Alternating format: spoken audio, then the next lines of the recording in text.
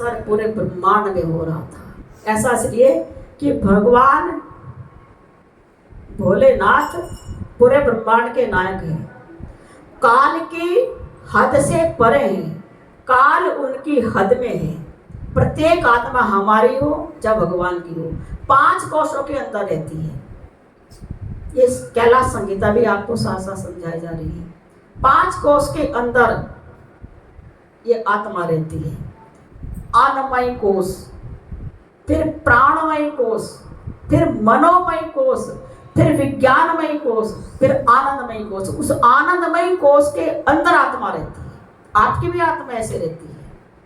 पहले अन्नमय कोश आता है, दूसरा प्राणमय कोश आता है, तीसरा मनोमय कोश, चौथा विज्ञानमय कोश और 5वां आनंदमय कोश। उस आनंदमय कोश के अंदर हमारी आत्मा रहती है, इसलिए 5 कोशी आत्मा कही जाती है। 5वें कोश के भीतर है। तो भगवान भी 5वें कोश में थे।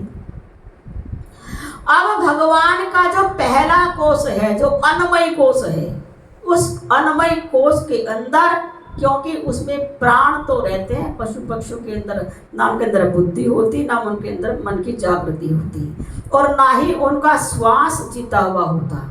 वो जितने, देखो हम तो अपनी आयु छोटी भी कर सकते हैं और लंबी भी कर सकते हैं। जल्दी मर ना हो, जल्दी फटाफट सांस लो, जल्दी बीमार हो जाओगे, बीमारी ऐसी पकड़ जाएगी, जल्दी मर जाओगे। आपको लंबा जीना है, श्वास लंबी लंबी लंबी लंबी करते चले जाओ। जितना लंबा श्वास जाएगा उतना ही ध्यान लगेगा। इसलिए प्राणायाम करने से, हड्डियों की साधना से लंबी उम्र भी होती है।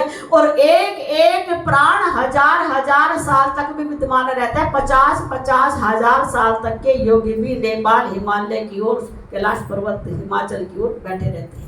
क्यों?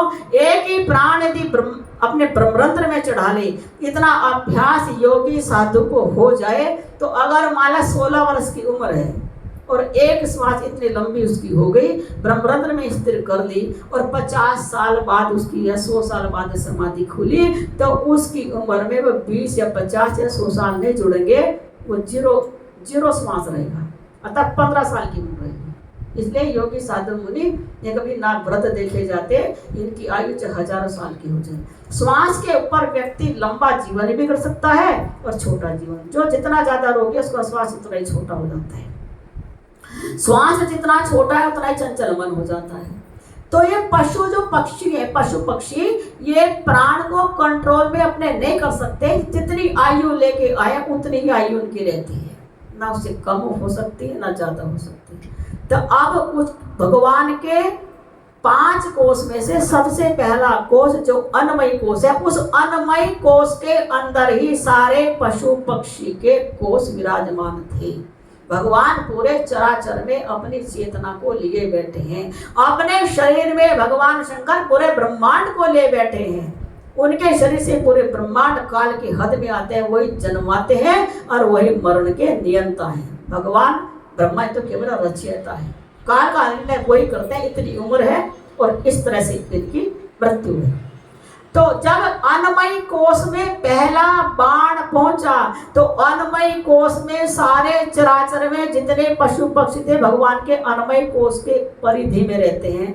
तो वो भगवान को बाण लगा, तो अन्नमय कोश में जाते ही वो बाण अन्नमय कोश के अंदर कौन उनके जीवित रहते हैं? पशु पक्षी सारे काम अंध हो गए।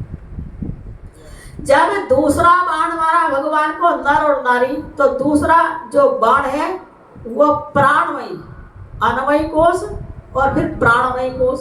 इनका प्राण जगा हुआ होता है, ये प्राणों की साधना भी करते हैं। और प्राण क्योंकि इनके अधिक मजबूत होते हैं पशु पक्षियों की बनस्पत, तो इनका मन भी जागृत अवस्था में रहता है, इनकी बुद्धि में भी चेतना रहती है, इनकी आत्मा अधिक जगी हुई रहती है, इनके अंदर गतिशीलता अधिक होती है।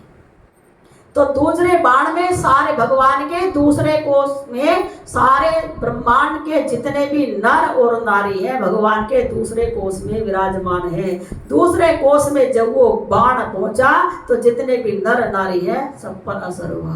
भगवान इसमें 5 कोशों के अंदर अपने आनंदमय कोश में जो आत्मा भगवान वहां स्थिर थे समाधि में। और किसके ध्यान में थे? नारायण के भगवान, नारायण के। अब हम जो है व्रत उपवास रखते हैं, उस दिन अन्न बंद कर देते हैं। क्यों अनुबंध कर देते हैं?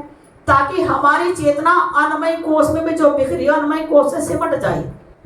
फलहार करें, अन्नमय कोष से हमारी चेतना सिमट जाए, अंदर वाले कोष में पहुंचे और आत्मा के अंदर तक हमारे प्राणों की गति और हमारा ध्यान लग जाए। इसलिए व्रत उपवास किया जाता है। तो जब दूसरा बाण मारा तो भगवान के दूसरे कोष में समस्त नर नारी थे पृथ्वी लोक के, सभी कामांध हो गए। तीसरा बाण जब भगवान को लगा पुष्प बाण, तो सारे ऋषि मुनि सब कामांध हो गए, क्योंकि ये प्राणों के ऊपर उठे हुए होते हैं, प्राण इनके नियंत्रण में होते हैं और मन के विजेता होते हैं, मन पर इनका शासन होता है। और मन पर भगवान के तीसरा जो मानसिक परिवेश है, तीसरा जो मनोमय कोष है, उसमें सारे ऋषि मुनियों विजेताओं का वास है। तो वो बाण जब भगवान के मनोमय कोष में पहुंचा तो भगवान के मनोमय कोष के अंदर साधु ऋषि मुनि सब रहते हैं, उनको वो बाण घायल कर गया और उनके ऊपर वो बाण असर कर गया। फिर चौथा बाण है विज्ञानमय कोष, जो मन से भी अधिक ऊपर उठे होते हैं, केवल बुद्धि उनकी अधिक गतिशील होती है, वो केवल देवता होते हैं और वो स्वर्ग लोक में रहते हैं।